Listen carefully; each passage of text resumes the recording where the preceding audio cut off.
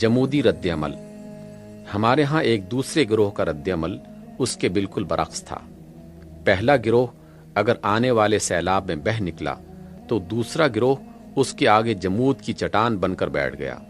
اس نے کوشش کی کہ علم اور مذہب اور اخلاق اور معاشرت اور روایات کی اس پوری میراث کو جو 18ویں صدی کے لوگوں نے چھوڑی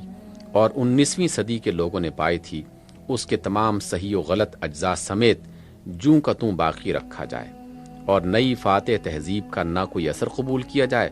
نہ اس کے سمجھنے ہی میں اپنا وقت ضائع کیا جائے۔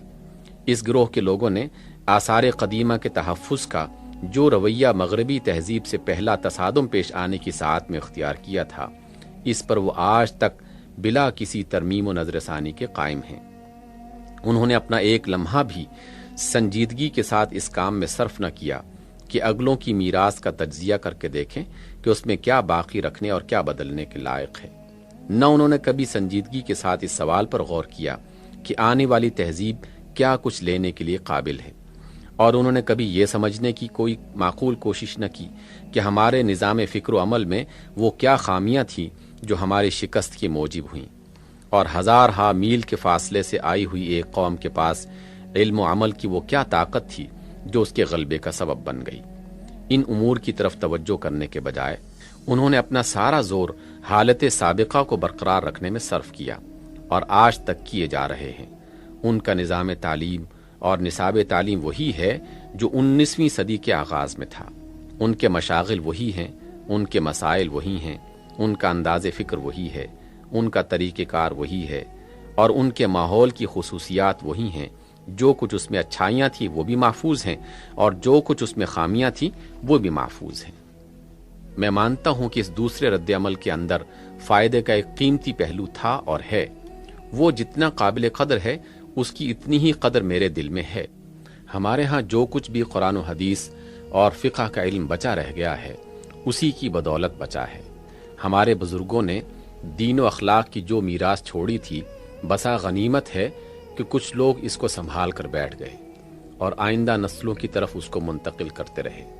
ہماری تہذیب کی جو اہم خصوصیات تھیں، نہایت قیمتی خدمت ہے کہ کسی نے ان کی حفاظت کی کوشش کی اور سخت مخالف ماحول میں ان کو تھوڑا یا بہت برقرار رکھا۔ میں یہ بھی مانتا ہوں کہ جن لوگوں نے اس رد عمل کی ابتدا کی وہ بڑی حد تک معذور تھے۔ جس وقت تہذیب مخالف کے سیلاب سے ان کو اچانک تصادم پیش آیا، اس وقت شاید وہ اس سے زیادہ کچھ نہ کر سکتے تھے کہ اپنے گھر کی جتنی چیزیں بھی بچا سکتے ہیں بچا لیں۔ اس معاملے میں ان کی معذوری پہلے رد عمل کے بانیوں کی معذوری سے کچھ کم وزنی نہیں ہے۔ ہم پہلے گروہ کے ابتدائی لیڈروں کو بھی یہ الاؤنس دیتے ہیں کہ اجنبی اقتدار کے سیلاب سے پہلا تصادم پیش آنے پر وہ اس کے سوا کچھ نہ سوچ سکتے تھے کہ اپنی قوم کو کامل تباہی سے اور شودروں میں تبدیل ہو جانے سے بچانے کے لیے وہ راہ اختیار کریں جو انہوں نے اختیار کی۔ ایسے ہی الاؤنس کے مستحق دوسرے گروہ کی ابتدائی لیڈر بھی ہیں جنہوں نے آغاز تصادم میں اپنے مذہب اور تہذیب کے باقیات کو مٹنے سے بچانے کی فکر کی، مگر قانون قدرت میں معذرتیں، اپولوجائز اور رخصتیں الاؤنسز نہیں چلا کرتی۔ کوئی کام خواہ کسی وجہ سے کیا گیا ہو، اس میں اگر نقصان کا کوئی سبب موجود ہو تو وہ نقصان پہنچ کر ہی رہتا ہے، اور واقعہ میں جو نقصان پہنچا اسے نقصان ماننا ہی پڑتا ہے۔ اس کا پہلا نقصان یہ تھا کہ حالت سابقہ کے تحفظ کی کوششوں نے دین اور اس سے تعلق رکھنے والی قابل قدر چیزوں کے ساتھ ساتھ ان تمام کمزوریوں اور خرابیوں کا بھی پورا تحفظ کیا جو ہمارے دور انحطاط کے مذہبی گروہوں میں موجود تھیں۔ یہ ملی جلی میراث جوں کی توں ہمارے حصے میں آئی، اور اب یہ ایک صحیح اسلامی انقلاب کے راستے میں ویسی ہی سخت رکاوٹ بن رہی ہے جیسی ہماری مغربیت زدہ طبقوں کی ذہنیت بن رہی ہے۔ اس کا دوسرا نقصان یہ ہوا کہ ہمارے دین اور اخلاق اور تہذیب کے اصلی جوہر کی حفاظت جیسی ہونی چاہیے تھی اس کے ذریعے سے نہ ہو سکی، بلکہ وہ روز افزوں زوال میں مبتلا ہوتا چلا گیا۔ ظاہر ہے کہ سیلابوں کا مقابلہ سیلاب ہی کر سکتے ہیں، چٹانیں نہیں کر سکتی۔ یہاں کوئی طاقت ایسی نہ تھی جو مغربی تہذیب کے سیلاب کے مقابلے میں اسلامی تہذیب کا کوئی سیلاب اٹھا سکتی۔ یہاں صرف قدیم کی محافظت پر اکتفا کیا گیا، اور اس قدیم میں اصل قابل حفاظت چیزوں کے ساتھ بہت سی ایسی چیزیں بھی شامل رکھی گئیں جو نہ زندگی کی طاقت رکھتی تھیں، نہ اس لائق تھیں کہ ان کی حفاظت کی جاتی، اور نہ ان کے شمول سے یہ امید ہی کی جا سکتی تھی کہ ایک مخالف تہذیب کے مقابلے میں اس سے اسلام کی عزت قائم رہ سکے گی۔ یہی وجہ ہے کہ پچھلے 60-70 سال کی تاریخ پر جب نگاہ ڈالتے ہیں تو اس دوران میں ہم کو اسلام اور اس کی تہذیب آگے بڑھتی ہوئی نہیں بلکہ مسلسل پسپا ہوتی نظر آتی ہے۔ ہر سال اور ہر مہینے اور ہر دن کے حساب سے وہ دبتی اور سکڑتی رہی ہے، اور مغربی تہذیب بڑھتی اور پھیلتی گئی ہے۔ ہر دن جو ہم پر طلوع ہوا ہے اس طرح طلوع ہوا کہ مغرب کی ذہنی گمراہیوں اور اخلاقی گندگیوں اور عملی بدراہیوں نے ہمارے زندگی کے کچھ مزید رقبے پر قبضہ کر لیا،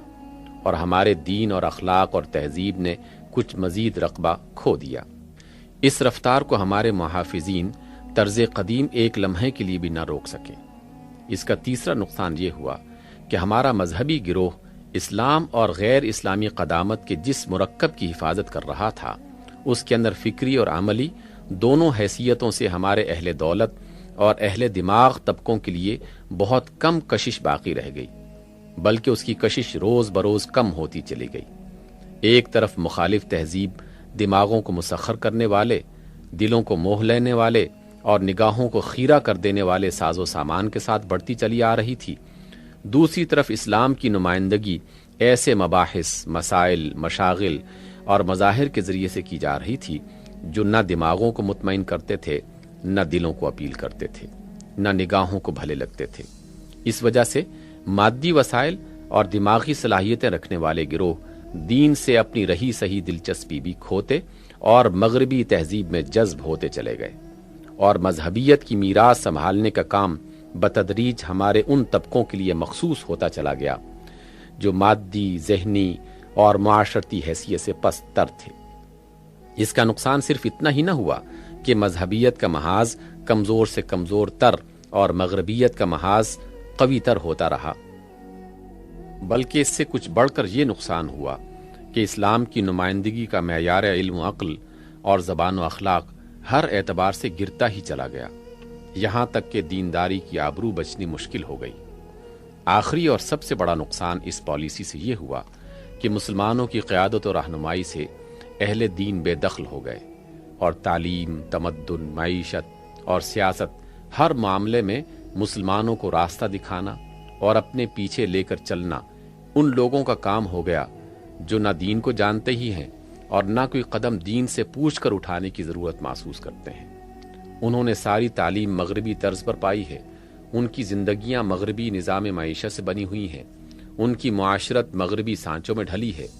اور ان کے اخلاق مغربی قدروں اور اصولوں پر تعمیر ہوئے ہیں۔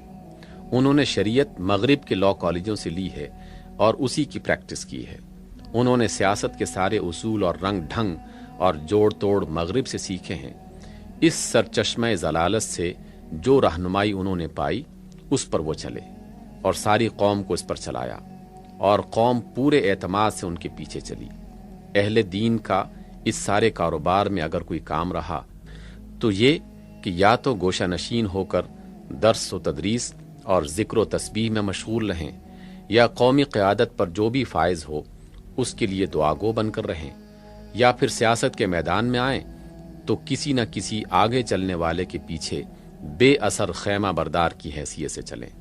کانگریس ہو یا مسلم لیگ، جس کی طرف بھی وہ گئے پیرو بن کر گئے، کسی پالیسی کے بنانے میں ان کا کوئی حصہ نہ رہا، کسی بڑی سے بڑی گمراہی کو بھی وہ روک نہ سکے، نہ اس پر ٹوک ہی سکے۔ ان کا کام اس کے سوا کچھ نہ رہا کہ جو پالیسی بھی دین سے بے نیاز یا دین کے مخالف لیڈر بنا دیں، اس کو یہ برکت دیں اور مسلمانوں کو اطمینان دلائیں کہ یہی قرآن و حدیث میں بھی لکھا ہے، یا کم از کم یہ اس میں ان کے دین کے لیے کوئی خطرہ نہیں ہے۔ یہ بیماری بڑھتے بڑھتے یہاں تک پہنچی کہ سیکولرزم تک کو ہماری بہت سی مقدس مذہبی بارگاہوں سے برکت ملی ہے۔ بے اثر لوگوں کے معاملے میں تو ان کی دینی حس اتنی تیز ہے کہ ان کی ساری دینداری پر ایک داڑھی کے طول کی کمی پانی پھیر دیتی ہے، اور چند غیر منصوص فقہی جزئیات میں ان سے ذرا سا بھی اختلاف ہو جائے تو ہادم دین قرار پاتے ہیں، مگر جن کے پیچھے ایک دفعہ ساری قوم مل کر زندہ باد کا نعرہ لگا دے، یا جن کو سیاسی طاقت نصیب ہو جائے، ان کو یہ تمام رخصتوں کا مستحق سمجھتے ہیں، چاہے ان کے ہاتھ پورے دین کی عمارت ہی متزلزل ہو رہی ہو۔ ہم کیا چاہتے ہیں؟ حضرات، یہ ہے تفصیلی جائزہ ہماری پچھلی تاریخ کا اور ہماری موجودہ حالت کا۔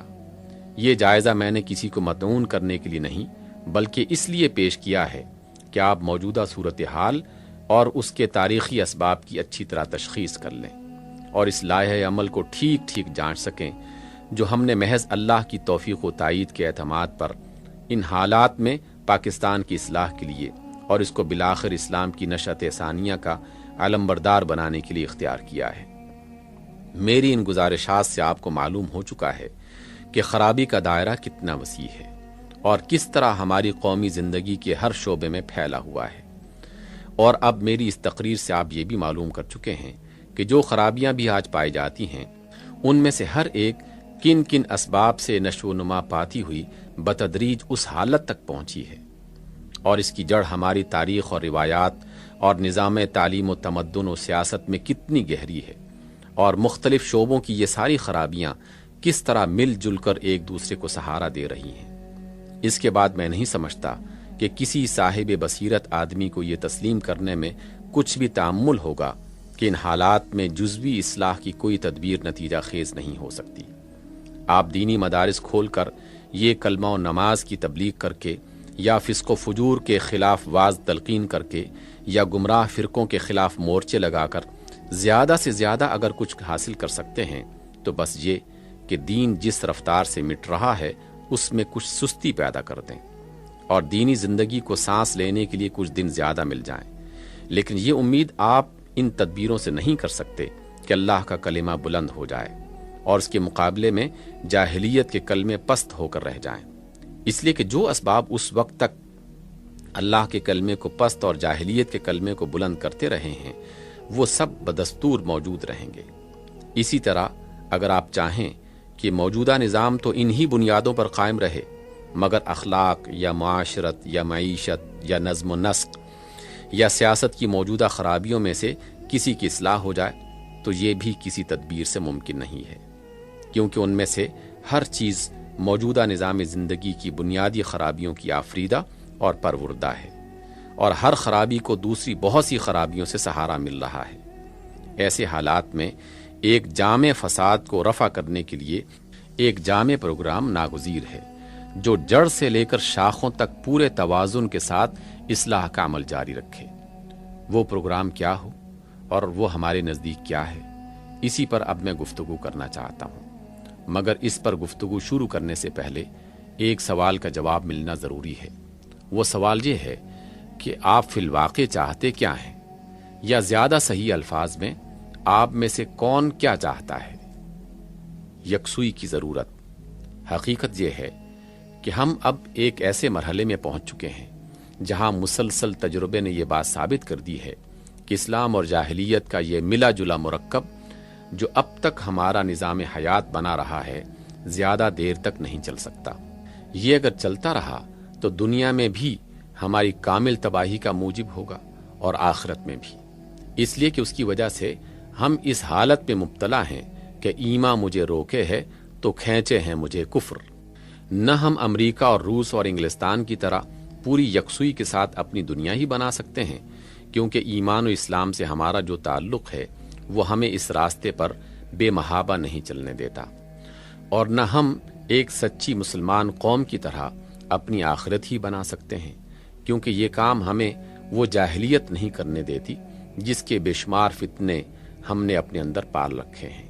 اس دو دلی کی وجہ سے ہم کسی چیز کا حق بھی پوری طرح ادا نہیں کر سکتے، نہ دنیا پرستی کا نہ خدا پرستی کا۔ اس کی وجہ سے ہمارا ہر کام خواہ دینی ہو یا دنیاوی دو متضاد افکار اور رجحانات کی رزمگاہ بنا رہتا ہے، جن میں سے ہر ایک دوسرے کا توڑ کرتا ہے اور کسی فکر و رجحان کے مطالبے میں بھی کما حقہ پورے نہیں ہونے پاتے۔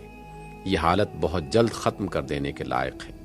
اگر ہم اپنے دشمن نہیں ہیں تو ہمیں بہرحال یکسو ہو جانا چاہیے۔